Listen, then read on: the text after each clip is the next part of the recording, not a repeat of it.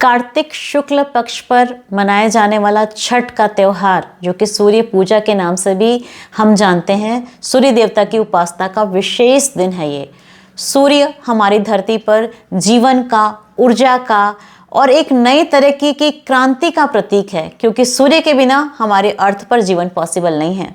अगर 24 घंटे हमारी अर्थ पर, हमारी ज़मीन पर, धरती पर सूरज ना दिखे तो पूरी की पूरी धरती नष्ट हो जाएगी। दीर्घायु जीवन के लिए, मंगल के लिए, समृद्धि के लिए और ख़ास तौर पर एक बहुत बड़ा हीलर है सन, सूर्य। तो उस बड़े हीलर से बहुत सारी हमारे जो जीवन की समृद्धि है उसे प्राप्त करने के लिए, ऊर्जा प्राप्त करने के लिए ये त्यौहार हम मनाते हैं। बहुत सालों से ये त्यौहार मनाया जाता है। वेदों में इसके बारे में वर्णन है, पुराणों में इसके बारे में वर्णन है। आज हम बहुत सारे अनकहे अनसुने किस्से आपके सामने लेकर आएंगे कि छठ पूजा कहाँ कहाँ पर किस किसने बनाई थी, जो कि विष्णु पुराण, ब्रह्म पुराण, भागवत पुराण, इस तरीके के अनेक पुराणों से ली गई है। तो सबसे पहले जो इसका उल्लेख मिलता है वो मिलता है कि देवताओं और असुरों में एक बार बहुत भयानक युद्ध हुआ और उसमें देवताओं की हार हो गई। तो देवताओं की माता अदिति ने इसके लिए सोचा कि क्या किया जाए, तो उन्होंने अपने पिता से इसके सलाह मशवरा किया और उसके पश्चात उन्होंने छठी मैया की उपासना की। और छठी मैया कौन है? सूर्य की बहन है। छठ जो है वो सूर्य की बहन है। तो उन्होंने आशीर्वाद उनसे प्राप्त किया कि उन्हें एक तेजस्वी पुत्र की प्राप्ति हो। उन्हें पुत्र में आदित्य की प्राप्ति हुई और आदित्य ने ही उनके सारे देवताओं का नेतृत्व किया युद्ध में और असुरों को युद्ध में पराजित किया और उनको उनका पुराना मान सम्मान वापस लौटाया। तब से छठ की उपासना की जाती है, छठ की पूजा की जाती है।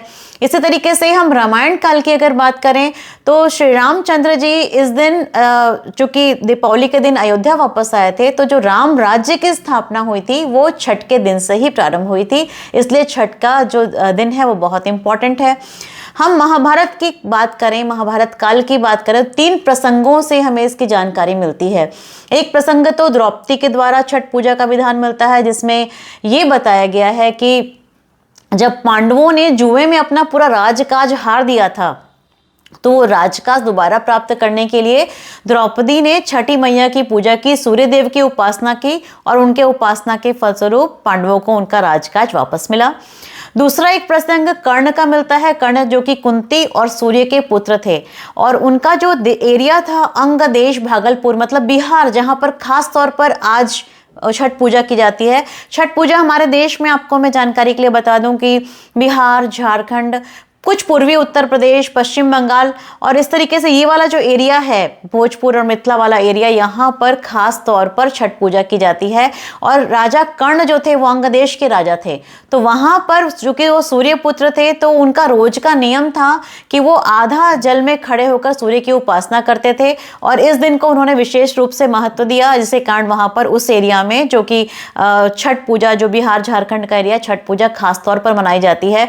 और साथ के साथ में उस समय के लोग बहुत बड़े वैज्ञानिक हुआ करते थे। उन्हें पता था कि किस तरह की खगोलीय घटनाएं हो रही हैं इस समय ब्रह्मांड में। एक खास तरह की खगोलीय घटना होती है जहां पर चंद्रमा, सूर्य और पृथ्वी जिस एंगल में होते हैं, तो इस समय पर चंद्रमा से परावर्तित होकर सूर्य की बहुत सारी किरणें धरती पर आती हैं। धरती पर कुछ किरणें सूर्य से सीधे आती हैं और कुछ चंद्रमा से रिफ्लेक्ट होकर आती हैं। तो इस समय सूर्योपासना और संध्योपासना दोनों का विशेष महत्व है।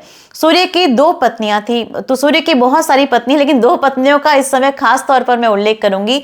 एक जो सूर्य की प्रथम किरण है उषा, और जो सूर्यास्त के समय की जो अंतिम किरण है उसे प्रत्युषा।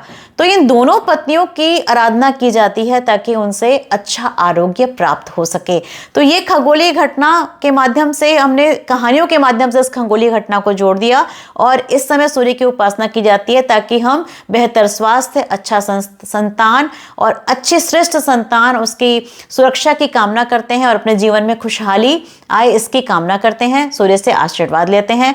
और जो बेहतरीन एनर्जी है, कोई भी हमारे यहाँ के रिचुअल ऐसे नहीं है जहाँ पर सूर्यास्त के समय पूजा की जाए। एक छठ पूजा ही ऐसी पूजा है जहाँ पे अस्ताचल सूर्य की पूजा की जाती है, उन्हें नमन किया जाता है और उनकी किरणों को अवशोषित किया जाता है। साइंटिफिकली देखा जाए तो सूर्य के सामने खड़े होना, उनकी ऊर्जा को हम अपने अंदर ग्रहण करते हैं, उससे सेरोटोनिन नामक हार्मोन जो है वो प्रवाहित होता है, जो कि हमारे लिए बहुत ही फायदेमंद होता है। पीनियन ग्लैंड, अगर सुबह सुबह की सन गेजिंग की जाए, सनलाइट को लिया जाए, तो पीनियन ग्लैंड एक्टिवेट होती है, जिससे कि बहुत सारे मिरेकल किए जा सकते हैं। तो अब हम आते हैं पुराने अनकहे किस्सों की ओर ही, ये तो हुई साइंटिफिक बातें। तो अंग देश के राजा कर्ण ने, जो कि कुंती के प्रथम पुत्र थे, उन्होंने सूर्योपासना प्रारंभ की थी। तब से उस एरिया में सूर्योपासना की जाती है और छठ की स्पेशल महत्ता है। तीसरा जो महाभारत काल का जो एक जिक्र आता है, वो जिक्र आता है कृष्ण के पुत्र सांब का, जिन्हें कुष्ठ रोग था।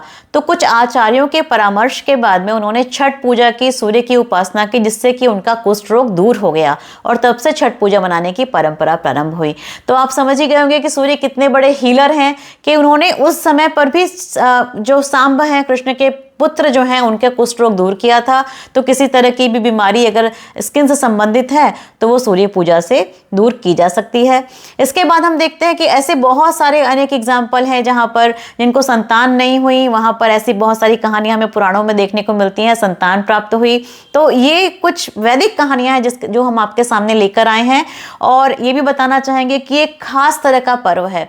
जो हमारा वैदिक काल था, पूरा जो उत्तर वैदिक काल था, वो काफ़ी हद तक ब्राह्मणों के शिकंजे में आ चुका था। कोई भी पूजा पाठ, कोई भी विधान ब्राह्मणों के बिना अधूरा था। लेकिन ये छठ पूजा ऐसी पूजा है जो कि ब्राह्मणों से जुड़ा ना होकर जनमानस से जुड़ा हुआ है। हमारा देश कृषि प्रधान देश है और किसानों में हमारी आत्मा बसती है। तो किसान, ये जो पर्व है किसानों का पर्व है। गन्ने की नई फसल आती है तो इस समय जो भी पकवान तैयार किए जाते हैं, जो भी भोग लगाया जाता है, उसमें गन्ने के रस की खास महत्ता होती है, क्योंकि नई फसल के आगमन पे ये खुशियां मनाई जाती हैं। खुशियों के रूप में ये त्यौहार मनाया जाता है। गन्ना और सिंघाड़ा जो कि इस समय ही आता है, खास तौर पर पूजा में शामिल होते हैं, जो कि बहुत ही आरोग्यवर्धक हैं।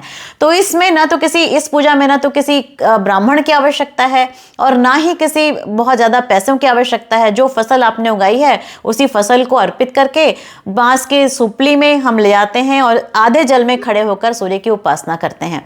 तो ये जो पर्व है हमें फिजिकली मेंटली स्ट्रांग करने में बहुत सहायक है। कैसे? एक तो जब हम अर्ली मॉर्निंग उठते हैं तो उसमें सूर्य आराधना करते हैं, जिससे सन गेजिंग होती है। सूर्य से हम स्ट्रांग बनते हैं, आत्मा हमारी स्ट्रांग बनती है, हम आत्मिक रूप से स्ट्रांग होते हैं। दूसरा, जल में खड़े होते हैं, जिससे चंद्रमा भी स्ट्रांग होता है। आधे जल में खड़े होने से हमारी मांसपेशियां सक्रिय होती हैं और ठंडा जल हमें मानसिक शांति प्रदान करता है। तीसरी हम बात देखते हैं कि बहुत सारी बीमारियां अर्ली मॉर्निंग उठने से दूर होती हैं। अगर ब्लड प्रेशर है, जो गन्ने का रस है और जो सिंघाड़ा है, इसको खाने से प्रसाद के रूप में बहुत सारी प्रॉब्लम्स का सॉल्यूशन हो सकता है। तो हमने हमेशा नेचर को ही पूजा है, चाहे जल हो, चाहे चंद्रमा हो, चाहे सन हो, जिससे कि हमें फायदा होता है, हमारे शरीर को फायदा होता है, हमने उनकी पूजा की है।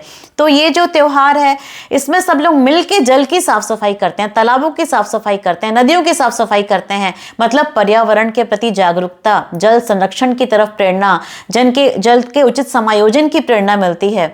सब लोग एक साथ एकजुट होकर ये पूजा करते हैं, जिससे कि सोशल बॉन्डिंग बहुत अच्छी होती है और इंसान मेंटली स्ट्रांग होता है। तो ये बहुत सारी चीज़ें इस एक त्यौहार के माध्यम से मिलती हैं आपको।